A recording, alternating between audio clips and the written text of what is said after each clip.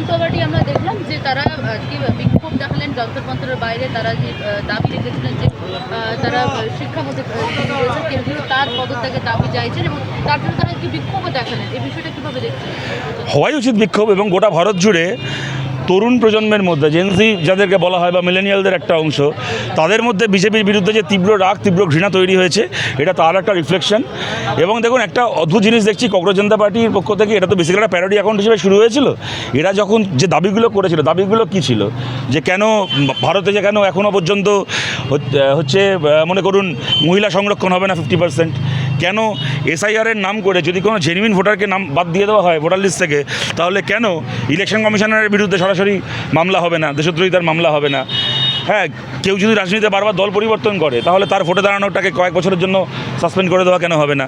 এই ধরনের প্রশ্নগুলো তুলেছিলেন, যেগুলো তো অত্যন্ত স্বাভাবিক প্রশ্ন, গণতন্ত্রের তো জরুরি প্রশ্ন।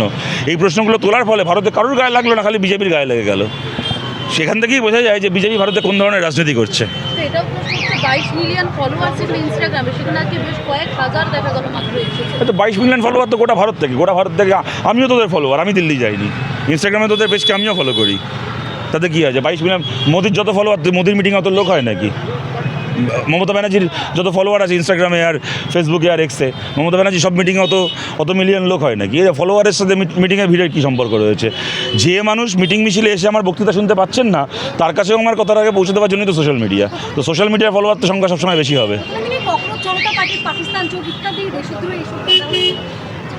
ওরা তো মিথ্যে কথা বলে, তো প্রমাণিত হয়ে গেছে। সে কংগ্রেস জনতা পার্টির পক্ষ থেকে তো ওদের তো গোটা ওই ডেটা পাবলিশ করে দেখিয়ে দিয়েছে, 94% অ্যাকাউন্টকে ফলো করা হচ্ছে ভারত থেকে। এবার আমরা অনুরোধ করছি নরেন্দ্র মোদীর অ্যাকাউন্টের এবার ওই মেটা ডেটাটা পাবলিশ করা হোক। নরেন্দ্র মোদীর অ্যাকাউন্টে কতগুলো জেনুইন ফলোয়ার আছে, কতগুলো এদিক ওদিককার ফলোয়ার আছে আমরা দেখতে চাই। নাহলে কেন এরকম হয় যে নরেন্দ্র মোদীর অ্যাকাউন্টে এত মিলিয়ন ফলোয়ার, তবু লাইক যা পড়ে, শেয়ার যা পড়ে রাহুল গান্ধীর অর্ধেক? এটা কেন হয়?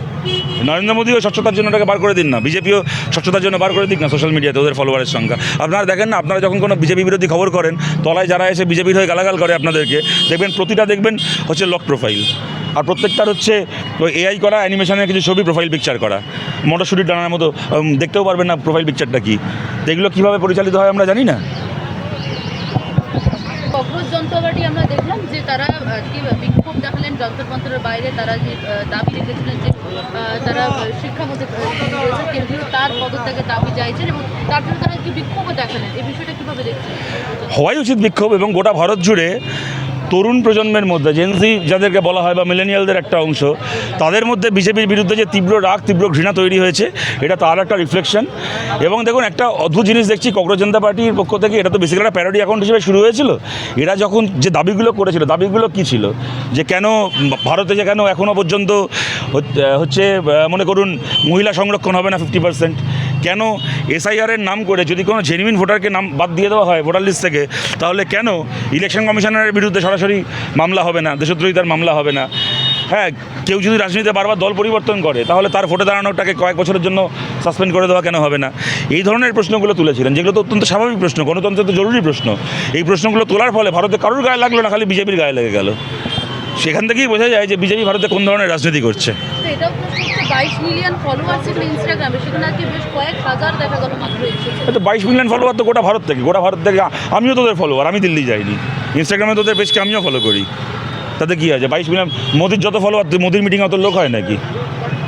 মমতা ব্যানার্জির যত ফলোয়ার আছে ইনস্টাগ্রামে আর ফেসবুকে আর এক্সে, মমতা ব্যানার্জি সব মিটিংয়ে অত মিলিয়ন লোক হয় নাকি? এই ফলোয়ারের সাথে মিটিংয়ের ভিড়ের কী সম্পর্ক রয়েছে? যে মানুষ মিটিং মিছিলে এসে আমার বক্তৃতা শুনতে পাচ্ছেন না, তার কাছেও আমার কথার আগে পৌঁছে দেওয়ার জন্যই তো সোশ্যাল মিডিয়া। তো সোশ্যাল মিডিয়ার ফলোয়ার তো সংখ্যা সবসময় বেশি হবে।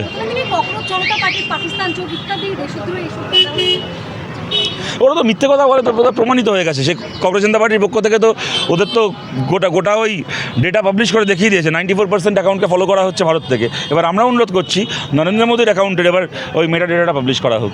নরেন্দ্র মোদীর অ্যাকাউন্টে কতগুলো জেনুইন ফলোয়ার আছে, কতগুলো এদিক ওদিককার ফলোয়ার আছে আমরা দেখতে চাই। নাহলে কেন এরকম হয় যে নরেন্দ্র মোদীর অ্যাকাউন্টে এত মিলিয়ন ফলোয়ার, তবু লাইক যা পড়ে, শেয়ার যা পড়ে রাহুল গান্ধীর অর্ধেক? এটা কেন হয়?